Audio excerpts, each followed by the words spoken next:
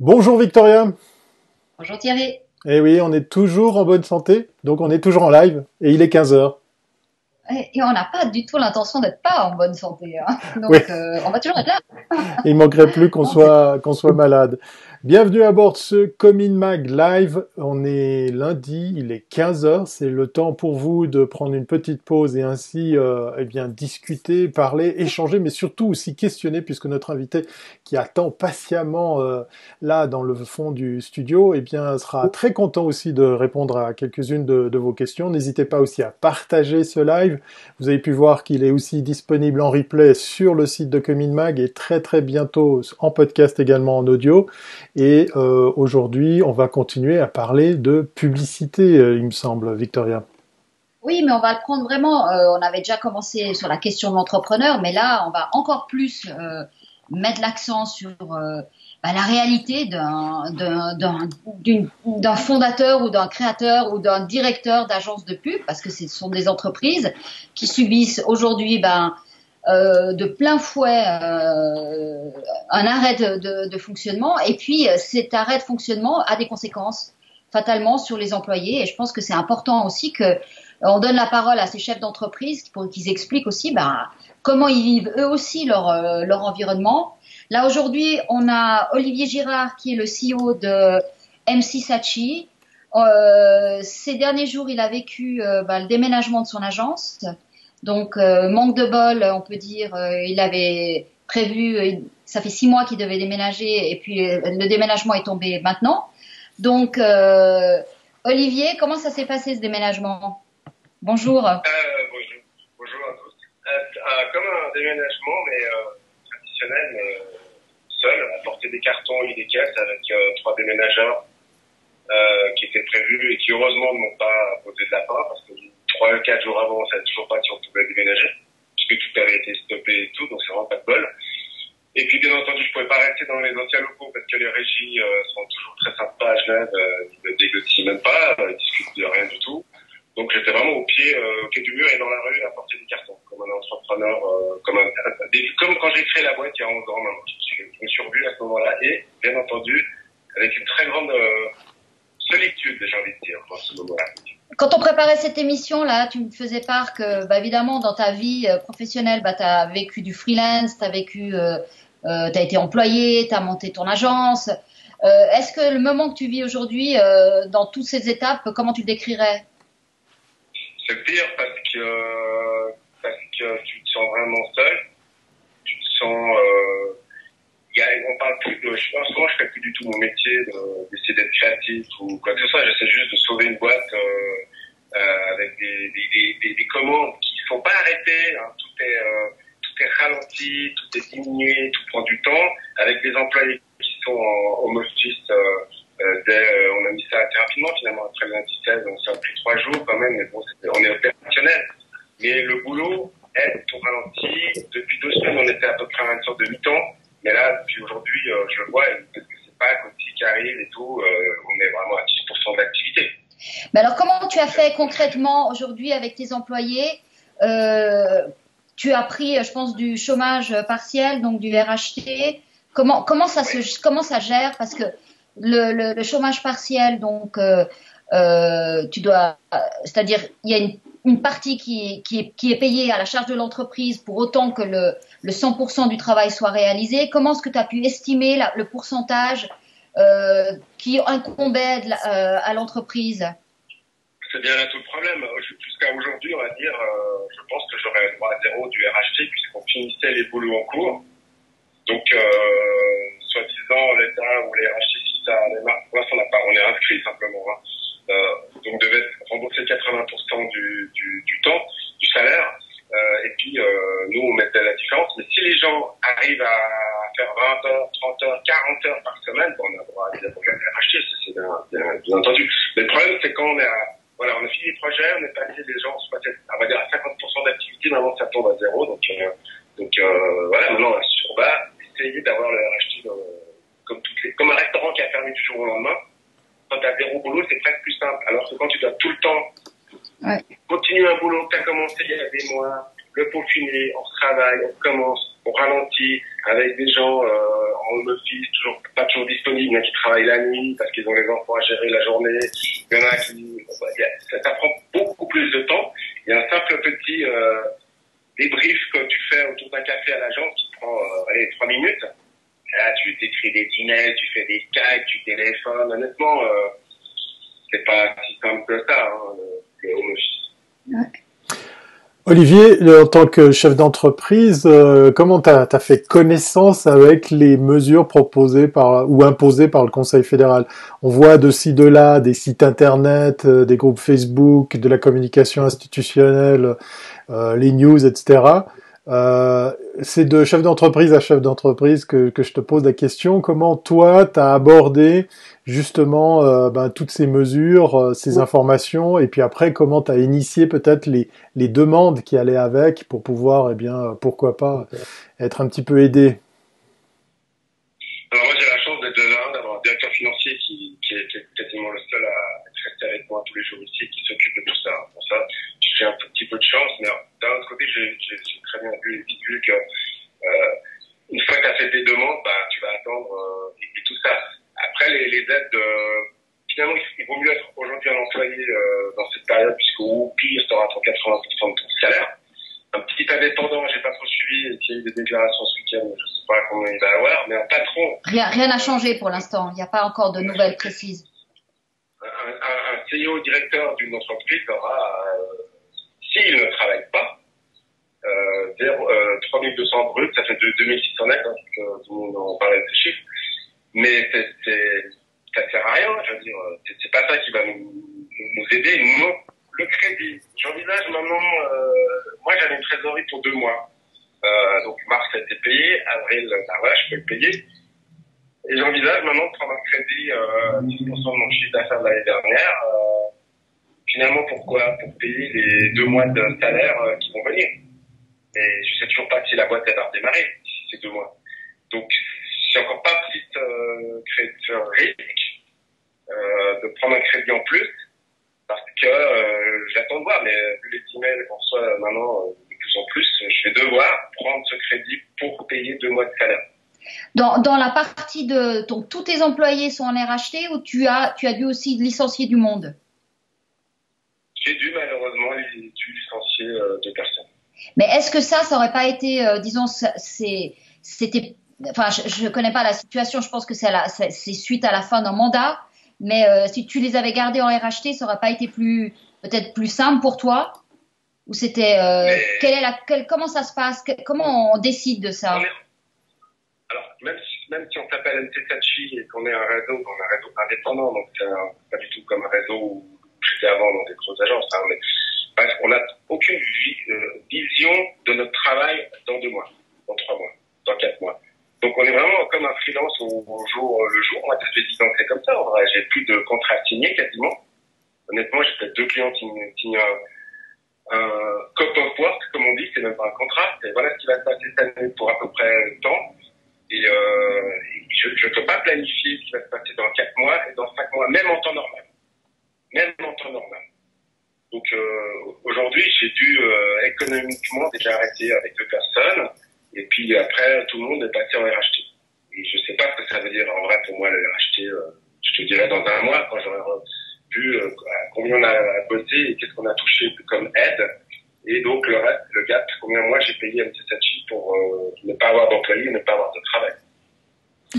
On a l'impression avec cette crise que ça fait ressortir que notre économie est méchamment en flux tendu. Alors là aussi, de nouveau, une question un peu intéressée, mais aussi sur laquelle on a peut-être déjà quelques éléments de réponse. Est-ce que ça se confirme que effectivement le flux tendu existe clairement dans le monde de la pub, de la communication?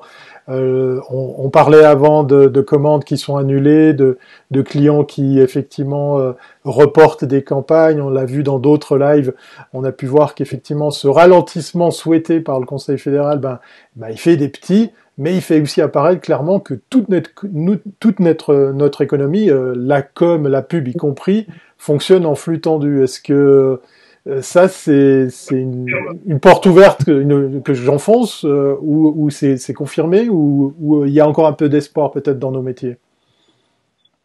Non, je te confirme tout ce que tu viens de dire, mais ça fait quand même déjà des années qu'on est en flux tendu en termes de, on ne sait pas quel boulot on va avoir et combien et quoi, et sauf que bon ben en gros ça se passait presque toujours assez bien pour qu'on finisse le mois et l'année, et voilà, et on roulait comme ça, comme des freelances. Sauf que nous maintenant on est responsable de, sur moi mon agence ça coûte 100 000 francs tous les mois, je ne sais pas ce que je fais pour payer 600 000 francs de salaire dans 2 mois et dans 3 mois et dans 4 mois et dans 5 mois et dans 6 mois. Et ça a toujours été comme ça. Mais maintenant, c'est accentué parce que ce qu'on coupe en premier, c'est la com, le marketing, les events, tous ces trucs-là, c'est passer à la trappe. Premièrement, après, qu'est-ce qu'ils font en général, on licencie. Et ce qu'on enlève d'abord, c'est tout ce qui est com. Ouais, c'est juste. Donc on est les premiers victimes dès qu'il y a un petit pépin dans notre industrie, la première à gifler. Je ne veux pas me comparer à des comédiens et tous ces trucs, tous ces je dirais même des freelances qui sont encore plus en danger que nous. Mais notre industrie n'est pas prise au sérieux depuis des années. On le voit combien de fois quand il y a des pitchs avec X agences. On a tellement peur de perdre un mandat ou deux qu'on participe à toutes ces magouilles depuis des années. Et je pense que ce serait bien qu'on refasse une table ronde une fois que tout ça c'est fini pour mettre des règles, un minimum de règles pour tout le monde, que ce soit freelance, petite agence et moyenne agence, parce que des grandes agences, j'en connais plus beaucoup dans la région. Non, mais ce qui est terrible, et je suis d'accord avec toi, c'est que très souvent la publicité était perçue comme un mal nécessaire, et on n'a pas, on ne présente pas le travail des agences. Je veux dire, c'est un vrai travail. Les agences de communication, c'est un vrai service qui est utile aussi pour développer la vente de produits. Je veux dire, le marketing sans communication, il ne se fait pas. Et on n'a jamais pris les agences. C'est pour ça que je pensais que c'était important aussi que on puisse avoir des témoignages. On en a eu l'autre jour avec Jean-Luc Duvoisin et toi aussi, de montrer que finalement c'est un secteur de l'économie, c'est pas juste du fun de faire de la pub, et que ce sont des vraies entreprises. Et effectivement, si en amont il y a plus de commandes de la part des marques, eh bien c'est évident que ce qui va se passer, c'est ce qui est en train de se passer aujourd'hui. Et quand on va redémarrer avec qui? Parce qu'on aura besoin de refaire des messages, et beaucoup d'agences peut-être ne survivront pas. J'ai bien peur que pas mal de structures dégagent. Ouais. Ce qui est dommage, c'est qu'on est en période de crise et que les annonceurs devraient réaliser qu'en cas de crise, on peut quand même faire des actions. Ça veut pas dire acheter mon produit, il est super, je ne dis pas ça, mais préparer ce que c'est la crise et l'après-crise. Alors que là, tout est stoppé, mais on est devenu vraiment on produit du travail. On réfléchit de moins en moins, on est vraiment dans la phase de production. Je trouve que c'est dommage parce qu'on est en train de perdre des cerveaux, des stratèges, des créatifs, parce que ça aussi, c'est parce qu'on est Genève, Lausanne, Fribourg, la Romandie. Est-ce qu'on subit le fait d'être des petits marchés un peu isolés les uns des autres, avec des marques qui n'ont pas des budgets conséquents des fois, je sais pas. On fait plus notre métier là, actuellement, depuis des années. Hein. Donc là, ça amplifie le truc, mais ça fait quand même quelques temps qu'on fait plus notre vrai métier. Il y a une réaction dans la chatroom qui mérite d'être soulignée. Gaëtan qui nous dit collaborer effectivement et ne plus plier les tarifs des petites agences, ça pourrait être une piste, puisque effectivement la question que j'allais te poser, Olivier, c'était de savoir si il y avait un après et comment serait cet après. Et Gaëtan de nous souligner, de mon côté, c'est la fin d'activité complet. Voilà, donc le débat il est clair pour certains acteurs du métier. C'est plus un ralentissement, c'est carrément l'arrêt total. T'as une vision, toi, de ce que pourrait être l'après idéal si on se mettait, comme tu disais, autour d'une table et qu'on discute, qu'on réaménage des choses? Ça, c'est la question vache. Honnêtement, là, je vraiment des trucs que j'arriverai pas à réfléchir sereinement, mais je sais pas s'il faudrait pas commencer à mettre des tarifs. Que ça soit l'agence X ou Y ou le freelance Z qui fait le truc, ce travail, ça vaut le temps. Et que ça soit une grosse multinationale ou le boucher du coin qui te demande quelque chose. Et là, tu vois, je raisonne, mais c'est pas plus très juste si le boucher du coin paye la même chose qu'une grande marque internationale un travail. Mais Je sais pas, c'est très difficile. Non, mais ce serait peut-être être un peu comme les architectes, tu vois, où il y a un minimum quand tu fais un projet d'un architecte, tu le payes. Et ça va de soi que le projet fait partie du prix. Et alors que là, tu me disais que tu continues à pitcher, mais est-ce que ceux qui vous demandent de pitcher vous payent encore? Bah, on nous paye symboliquement 1000 francs un pitch pour amener un boulot assez incroyable des fois. Alors les architectes, je dirais, une fois qu'ils gagnent s'ils gagnent le mandat, après, tout d'un coup, ils ont un mandat, encore, j'ai pas envie de dire des bêtises, mais est-ce qu'ils ont des mandats à 2 millions qui tombent et boum, ça veut dire que leur bureau, pour les 2 prochaines années, ils ont du boulot. Alors que nous, quand on gagne un pitch, on se démène comme des fous. On gagne quoi? Royalement 50 000 francs pour l'agence. Ouais. Il faut faire 2-3 pitchs par mois pour survivre. Donc, c'est compliqué, hein. Mais au niveau des... Et d'un autre côté, il vaut peut-être aujourd'hui mieux être freelance, chez soi, prendre son ballon passant, en train de tourner son café, ok. Mais quand le boulot va redémarrer, c'est les freelances qui vont démarrer en premier, je pense. Et comme ils ont des coûts qu'ils maîtrisent, puisque c'est eux-mêmes leur appartement ou leur matos qu'ils ont amorti déjà, eux, ils seront quelque part mieux armés qu'une agence moyenne de 15 personnes, comme nous. Ouais, ça c'est clair, parce que aujourd'hui aussi, avec les outils, tu peux faire des choses. Avant, tu étais obligé d'être dans une agence pour pouvoir produire des films d'une certaine qualité. Aujourd'hui, tu n'as plus besoin. Tu peux faire beaucoup de choses par toi-même. Donc, c'est clair qu'on peut se poser la question sur quelle est la taille d'une agence en Suisse romande. Finalement, est-ce qu'on peut encore imaginer, parce que là, 15 personnes, ça a l'air d'être énorme. Est-ce que demain, la taille d'une agence, ce sera maximum 2-3 personnes, tu vois? Moi, je pense que mes locaux sont déjà trop grands. Je viens de déménager avec des locaux qui sont beaucoup trop grands. En vrai, la vraie structure, ce serait d'aménager une base solide de gens peut-être seniors, avec quelqu'un au trafic qui aménage bien et qui a un carnet d'adresses de freelance et de disponibilité et tu joues vraiment à la demande ce qu'on doit faire. On a des... Pour les maisons de production, elles montent une équipe quand elles ont un projet. Ouais. Et si c'est un film qui demande 3 personnes, ils embauchent 3 personnes. Si c'est un film qui demande 100 personnes, ils embauchent 100 personnes sur ce projet-là. Et ils gèrent, par rapport à ce projet-là, chaque production est gérée à l'unité. Donc, il y a une mini-base de salariés, mais après, c'est que des freelances. On a des associations professionnelles, pour certaines, qui défendent nos métiers, qui les regroupent, qui les aident. Je pense à l'une d'entre elles qui veut défendre la qualité, la reconnaissance de certaines agences. Est-ce que ça serait là la piste pour venir sur le débat des prix unifiés? Est-ce que ça serait là la piste à creuser en premier? Est-ce que à terme c'est vraiment viable de pouvoir se dire qu'on lance un peu comme l'image des métiers de l'architecture, quelque chose qui pourrait être défendu par une assoce?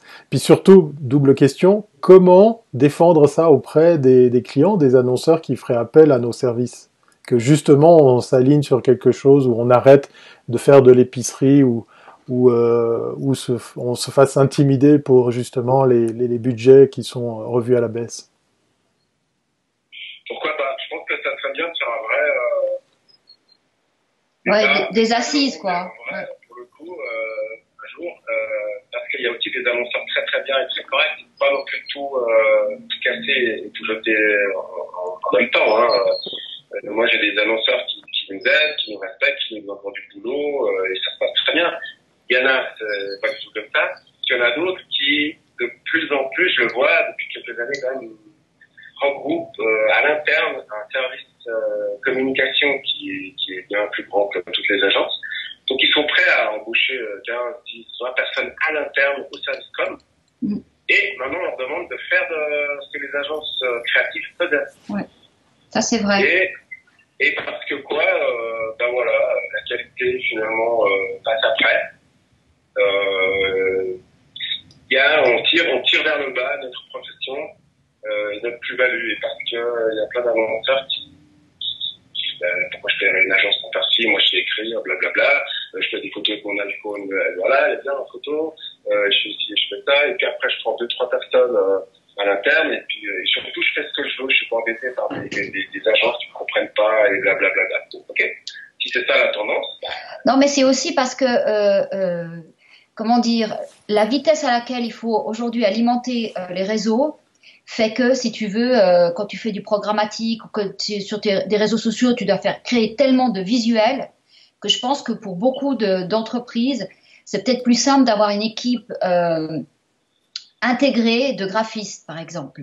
Maintenant, ce que je vois, c'est que beaucoup d'agences, des agences de communication, parce que ça aussi, il y a eu un moment on parlait d'agences de pub, après on parle d'agences de communication, toutes ces agences ont intégré le digital, donc pour moi il n'y a même plus de distinction avec digital ou pas, mais beaucoup, celles qui fonctionnent le mieux aujourd'hui, beaucoup d'entre elles disent elles apportent aujourd'hui plutôt de la stratégie et elles aident les marques à se repositionner, disons à mieux réfléchir sur leur positionnement de marque, plutôt que de réaliser des choses. Qu'est-ce que tu en penses ?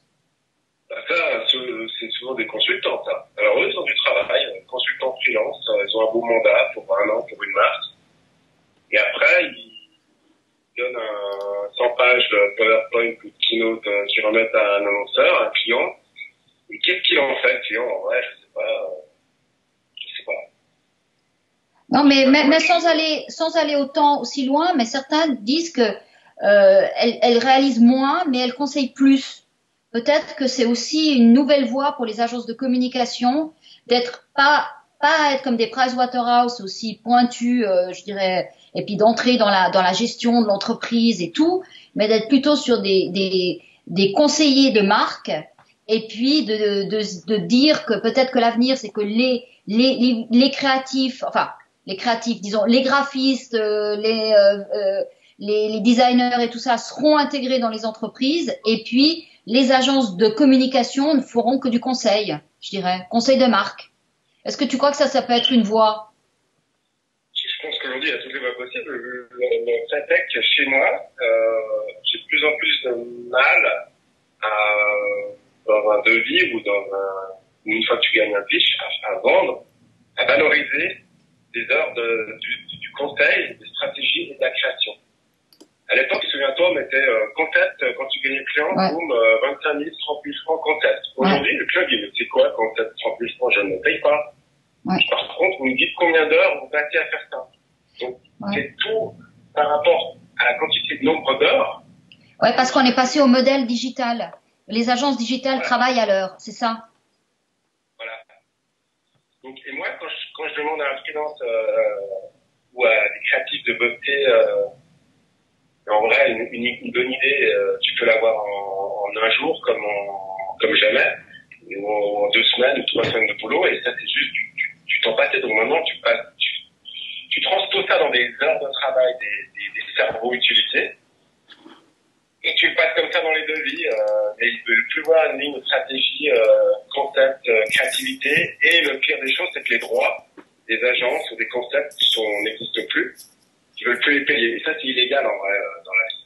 Normalement, tu dois céder des droits pour 1 an, 2 ans, 3 ans. Tu n'as même pas le droit de les céder à vie.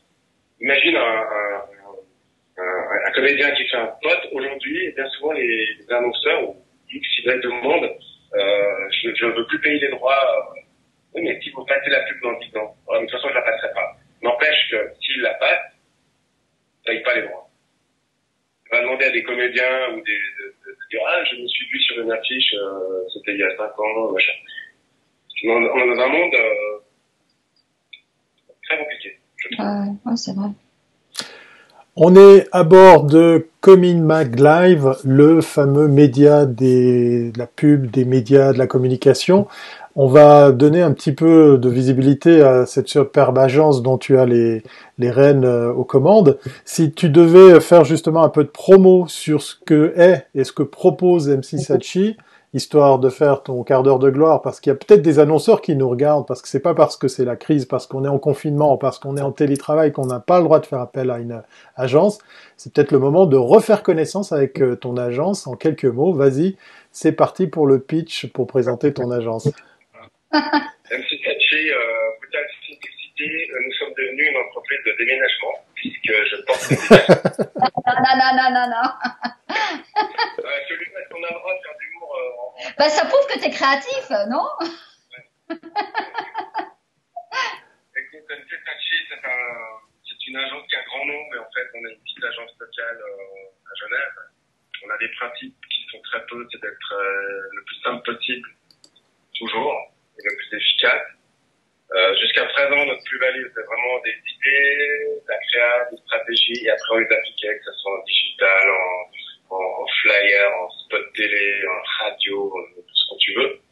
Et moi, personnellement, j'attache de l'importance à construire des marques et entretenir une relation avec des marques. Ça fait quand même 7 ans que je bosse pour Aigné, par exemple. C'est un bon client, il nous écoute, on arrive à, même s'il y a des pitchs et des remises en question, mais je veux dire, on arrive à construire. Donc, pour construire des marques, et je pense qu'il va en falloir, après la crise, reconstruire plein de choses, et pas seulement éteindre des incendies. Ça, c'est... Oui, on en parlait ces derniers jours, c'est parce qu'on va devoir reconstruire des marques parce que les valeurs vont changer dans la société et les gens ne vont pas vouloir acheter. Enfin, les raisons pour lesquelles on choisira une marque ne seront plus les mêmes. Je pense que cet épisode que nous vivons là aujourd'hui, assez dramatique, va quand même laisser des traces. Et donc, les marques devront aussi se positionner sur ces nouveaux terrains de communication. Ouais. Je suis un peu sceptique pour le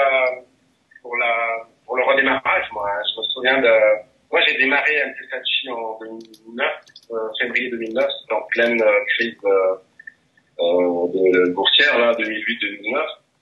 Et c'était beaucoup plus lent que je l'avais imaginé dans mon business plan quand je suis allé vendre à Maurice Sachi à Londres, j'ai ouvert une agence à Genève. Mon business plan était décollé vite. Il n'a pas du tout décollé vite. Et j'ai un peu peur que les courbes, on parle beaucoup de courbes en ces temps de coronavirus, mais les courbes, moi je n'imagine pas revenir à fond, quoi. Donc ça va être tenir l'année 2020. Ceux qui passent l'année 2020 seront là en 2021, j'ai envie de dire. Tu as parlé d'une marque qu'on connaît bien ici en Suisse, tu as parlé d'Aigné. Alors je suis obligé de surfer sur cette marque pour rappeler que MC Sachi a gagné un prix grâce à cette marque à l'occasion d'une des éditions du meilleur de la pub. Un petit mot, c'est une question franchement avouée, hein, un petit mot sur l'importance des prix. Et Dieu sait que peut-être durant cette période difficile, cette question est encore plus légitime, encore plus nécessaire. Comment toi tu vois justement cette mise en visibilité de ces métiers de la publicité, ces prix, un média comme Comin Mag, comment tu te vois les utiliser, comment tu les vois tout court, pour justement faire valoir vos compétences, montrer, rayonner ce que vous savez faire, comme tu le citais avec ce client qui vous suit depuis de nombreuses années d'ailleurs, justement. Écoute Thierry, je sais combien vous savez que moi j'ai œuvré pour les créatifs romans à l'époque, pour faire le grand, pour gagner des prix à Cannes. J'ai envie de dire qu'aujourd'hui, c'est plus trop ma préoccupation première. Je sais que c'est important pour les créatifs et pour certains clients. Je pense qu'il faudrait peut-être aussi revoir un peu ça, parce que ça passe vraiment au second plan maintenant. Même si c'est important de montrer qu'on est créatif, mais regarde le Festival de Cannes cette année, reporté à 2021. Ouais. Je suis désolé pour vous parce que je sais que vous organisez ce concours et tous ces trucs-là, et c'est vraiment bien. J'ai toujours poussé tout le monde à faire ça, et moi le premier, j'étais dans des jurys, tout ça. Mais aujourd'hui, en tant qu'entrepreneur local à Genève, ça passe vraiment en dessous de la pile de mes préoccupations. Non, mais ça, on le comprend bien. Et ça, c'est aussi une des choses pour lesquelles on doit estimer la pertinence ou pas, tu vois, parce que c'est clair qu'un tel bouleversement sur le marché, ça passe pas anodin du tout, hein. Et voilà. Ouais. Non, mais c'est pour ça qu'on veut donner aussi la parole à tout le monde, pour que les agences puissent aussi expliquer où elles en sont et que tout l'écosystème comprenne que c'est compliqué pour tout le monde. Ouais, tous les avis comptent, c'est super important. L'idée de ces lives, de les animer tous les jours à 15h du lundi au vendredi, c'est justement une autre façon de donner de la visibilité. Voilà, pendant une petite demi-heure, on passe du temps avec le CEO de MC Saatchi. Demain, ça sera encore d'autres personnes et ainsi de suite. C'est justement aussi pour peut-être permettre à tout ce petit monde de rayonner. Il n'y a pas que les déménagements, il n'y a pas que le coronavirus, il y a aussi l'après de tout ça. Et on vous souhaite d'avoir, pourquoi pas, des annonceurs qui auront entendu ton appel aujourd'hui. Moi, il me touche parce qu'effectivement, ce vœu pieux de se dire qu'il faut étalonner, aligner, se concerter dans nos métiers, je pense que c'est une piste vraiment, sincèrement, à creuser. Reste à savoir comment on peut mettre ça en place, parce que là, ça va être un peu plus dur de le mettre en pratique. En tout cas, c'est comme mon avis, mais le débat est lancé, en tout cas. En tout cas, pour finir sur une note, disons, un peu d'espoir, une prospection, les données, si tu regardes les données de eMarketers, ils estiment que l'année, si tu veux, ils tablent sur un rétablissement et un rattrapage dans le deuxième semestre. Alors évidemment, il faut que d'un point de vue sanitaire, il n'y ait plus de problème. Mais il y a encore une chance que, disons, que les marques reviennent sur le marché et que les agences, tu vois, à ce stade, c'est vrai qu'on est en plein dans un inconnu vu qu'on n'a aucune date de sortie. Mais c'est vrai que l'année ne fait que commencer. C'est tout ce qu'on peut espérer pour tout le monde, hein, parce que vraiment, voilà. Je souhaite que ça se passe comme ça, qu'il y ait une reprise au deuxième semestre. Et là, tac, il va nous dire un petit souci, c'est qu'il y a plein de gens démotivés, burn-out, qui vont arrêter et tout. Il va falloir trouver des ressources. Et encore une fois, il va falloir avoir des gens à fond à ce moment-là qui voudront reprendre le flambeau. Je connais plein de gens aujourd'hui dans la pub qui me parlent d'aller en Ardèche avoir ses poules et ses chèvres. Et puis, tu vois ce que je veux dire, j'ai un peu peur qu'il y ait des gens qui se disent mais ce métier-là, finalement... tu vois, non, parce que c'est des métiers, il faut être dans un environnement positif et optimiste, parce que c'est clair que face à la dure réalité de la vie, la pub passe après, voilà, c'est ça. Mais j'ai aussi encore un message positif, c'est en plus de déménageurs, on va aussi faire coiffeur, parce que dès que les commerces vont ouvrir, tout le monde voudra aller chez le coiffeur, donc on pourra vous faire une petite coupe chez MC Saatchi. Ah, désolé, je suis pas concerné. Non, alors moi j'ai pas ce souci. Moi, le confinement et la coiffure, ça me touche pas du tout. Désolé les gars. Parce que je vais finir comme le Yeti, moi. ou comme les Dupont dans la capsule, tu sais, quand ils partaient sur la Lune, ça bouge à une vitesse, je sais plus quoi en faire. Cousin machin dans la famille Adam. Ouais, voilà, c'est exactement, voilà, je suis comme ça. En tout cas, je te remercie infiniment, Olivier. C'était vraiment, je pense que c'était utile aussi que quelqu'un dise des choses aussi claires que toi. Voilà, tout n'est pas encore fini. J'espère que toute la machine va reprendre. Elle reprendra peut-être pas exactement comme elle était jusqu'à maintenant, mais peut-être qu'elle marchait pas non plus très bien maintenant.